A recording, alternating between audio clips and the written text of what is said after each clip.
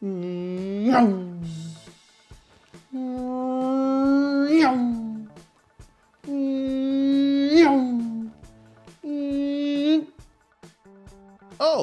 hey everyone, and welcome to Groove Builders, the show where we create together. I'm your host, Disorderlycone, and in this episode, we're going to be building an F-1 car. That's right, highly requested, and one that I've been kind of putting off a little bit, not on purpose, but just trying to fit it into the old calendar there. It's a lot of work putting these videos together. But that being said, this might be a little bit different than our normal model, and you might be looking at this packaging going, who's Chopin? That's a little weird. These models are typically found on discount websites, which means that the metal inside is normally a little bit thinner than we're used to, especially if you've built things from Metal Time, Metal Earth, Peace Cool, MU, these companies here. I typically call the metal inside of these models 1 or 2 bend metal, and that's because if you try to bend it more than twice, it tends to break. Yeah, and with the F1 car having so many unique details and interesting curves that we have to achieve, I'm curious about how this is going to hold up. Which leads us to our questions. What kind of tools do you need to build an F1 car? How does this whole thing go together, and will it? These are all great questions, and we're going to get the answers. Let's get down to the workbench and open up our package.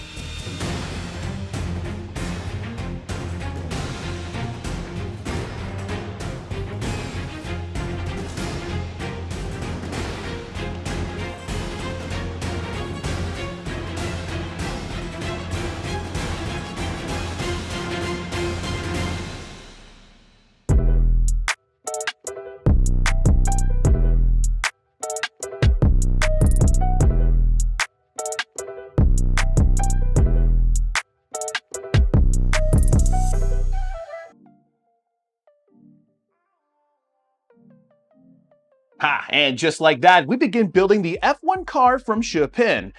I hope I'm saying that correctly. And as you can see, we're already starting to build some of our smaller details right here off the bat. So let's not waste any time. Let's get right into some things you might need to know, starting with our instructions. As you can see, the first thing we have is a nice depiction of our model. Then just below that, we have some instructions on how to build this build. To sum everything up here is once we have our pieces kind of shaped, we put them together by inserting the tabs into the insertion holes. The way we secure those two things together is by these circles and triangles over here. Those circles and triangles tell us that we need to either bend the tab with a circle or twist them with a triangle. These are littered throughout all of our instructions, and for the most part, we're going to be following those step by step. The only time we won't follow them is if we can do something cosmetically to make the model look better, but those are really few far and in between. Finally, we have a nice depiction of our 2 sheets of metal. And for me, what I like to do is orientate my 2 pieces of metal to these 2 pictures and cut out all of my parts and lay them out in order. This way, once I need a part, it's already there. But if you want to keep everything in the sheet and only cut them out when they're needed, there's nothing wrong with that. You build the way you wish to. All right, now that we've looked at our instructions, we need to look at our tools. And the first tool that I'm going to recommend for this build is a good set of nippers. These are great for cutting out all of our pieces and leaving as little bit of model on the actual part as possible. For the most part, these can be found pretty much anywhere, and I have a full tool video showing you exactly where to grab these if you're interested. Next up, we have our pliers. These are great for shaping and bending all of our pieces, and I've come to really like these over the last couple builds that we've been doing. You can also use a good pair of tweezers, but make sure that they're nice and strong so that they don't bend instead of your part. That happens more often than you might think. Next on our list, a good mandrel, like a hand mandrel like this, would be perfect for shaping some of our cylindrical pieces, especially like our tires and the back part of our model here. You'll see me throughout this build using a dapping set, which is used very similar to a hand mandrel. And again, I have a video where I go over all of these tools and how I use them and where to pick them up if you're interested. Links down in the description. All right, we've looked at our instructions and we have all of our tools. There's only one thing left for you to do, and that's to press that like and subscribe button. We're currently trying to get to 10,000 subscribers, and I could really use your help. Don't worry though, we're not going to, hold the video until you do. Oh, that's funny. The build stopped. That's kind of weird. Let me see here. I can maybe No, it's, could you press that like button right there real quickly for me and we'll see? No, just click it to see what happens. Oh, look at that! The video started again, right when you press that like button. Really weird. But good to know for the future. I can work out some technical difficulties. All right, let's get into the build.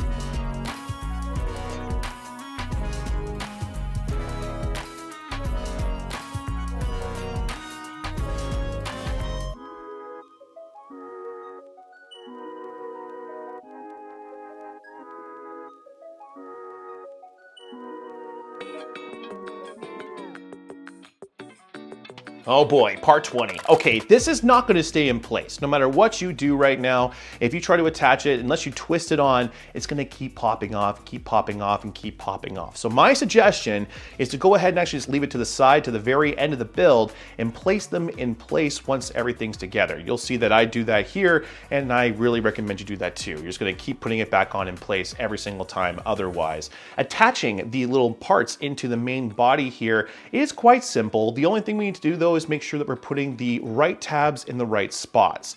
There's a couple of tabs through the center here and it can be a little bit confusing, so just make sure you double check those tabs and you should be good to go.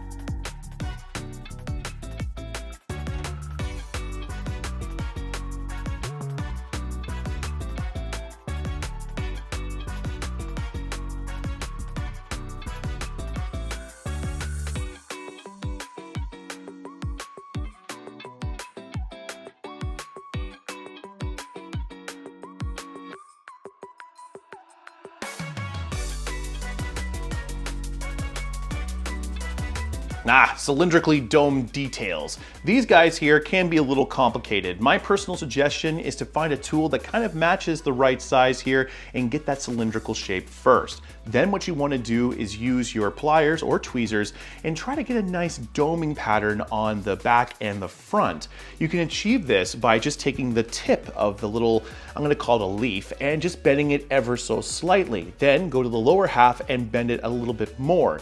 You'll notice that it has a little curve now in it, and if you connect all of the leaves together in that same pattern, you should have a nice looking little dome. Alternatively, you could use a tool to get a nice little shaping too, but doing this with your tweezers or pliers is something that you should really get the hang of. So I would recommend practicing here and seeing how well you can replicate both those pieces.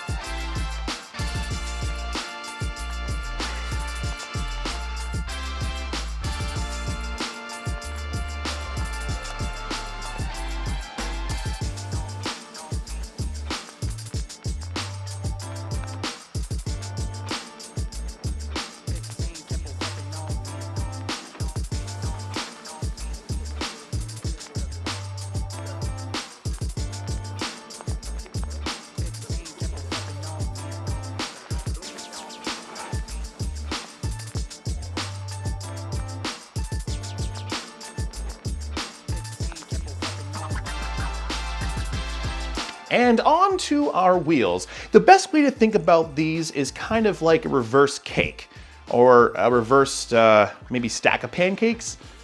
No, take those, scratch all that, okay? So best way to think about this is we're building this from the inside all the way out, starting with the actual wheel detail closest to our axles. We're gonna start with the inside, put that little band on the outside, and then we're gonna go to the actual tread. When it comes to actually forming our tread pieces, again, it's a good idea to find a tool that kind of matches the size that we're going for. Alternatively, you can kind of just roll it like I did. And this will help make sure that every part of our metal that we're using is actually bent just a little bit. If you don't do this, you will find that the model actually has a kind of a teardrop shape, and that's because not every bit of the metal was actually bent.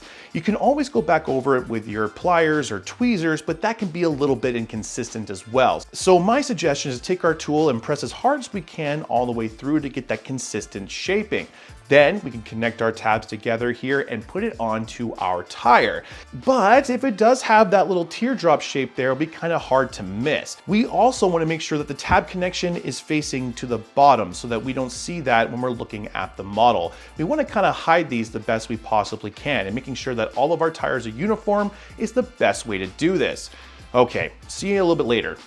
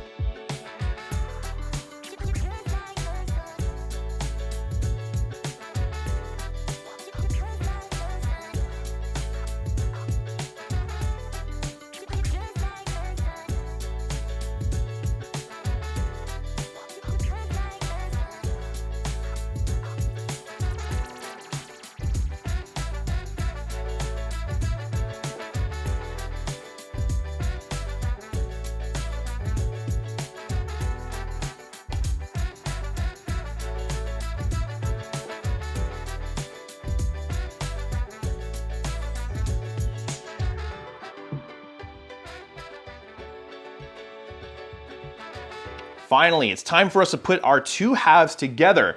Trying to do this can be tricky, especially when it comes to the nose there, and that's actually where I suggest we start connecting everything together.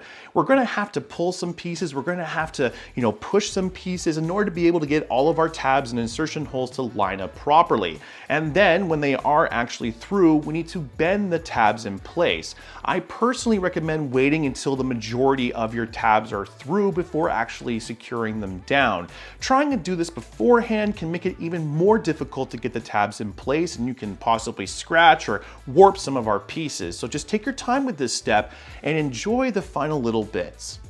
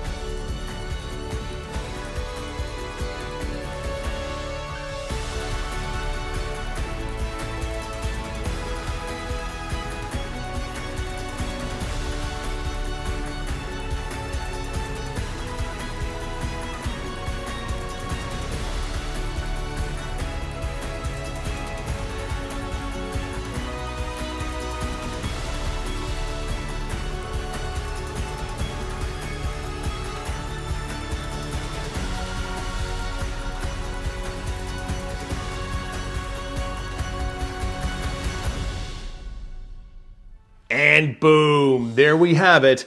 The F1 car from Chopin in all of its glory. This build was quite a surprise to me, I have to say that right off the bat. Normally with these types of builds, the ones that are a little bit cheaper, you find on the Wishes and the Temus and all that, they typically aren't as good as your normal 3D metal models. The metal here is a lot more brittle and the instructions can be real hit and miss. But with this particular kit, I was quite impressed. The metal here is quite strong and does everything it needs to do and can be bent into shape quite easily as well. It is forgiving too, which again, typically with these kits, that's just not there. And the instructions are very clear, and although I didn't use any translation software for the words that were there, the pictures did a really good job of explaining exactly what I needed, and overall led to a really good looking model. Is this build complicated? Not really. I mean, some of the shapings can be a little hard, especially if you're new to 3D metal model building, but if you have the right tools at your hand, it should come together quite easily. This was actually a nice little break from some of the other builds that I'm doing, and I would kind of put it in the same ballpark as some of the Metal Time smaller models, but with a little bit more complicated things like, the center tabs here, the little front nose. There are a few things that make it a little bit harder than some of the Metal Time builds, but overall, I would still say that it's still quite easy to put together. All right, groovers, that brings us to the end of our episode. I had a really good time building the F1 car with you, and if you guys had a good time, go ahead and press that like button. For more videos like this, hit subscribe as well, as we got all kinds of really cool builds coming out in the future, and I would love to have you there. Until next time, keep building. All right, now let's go take you for a wrap around the track. I can't wait to see how you perform.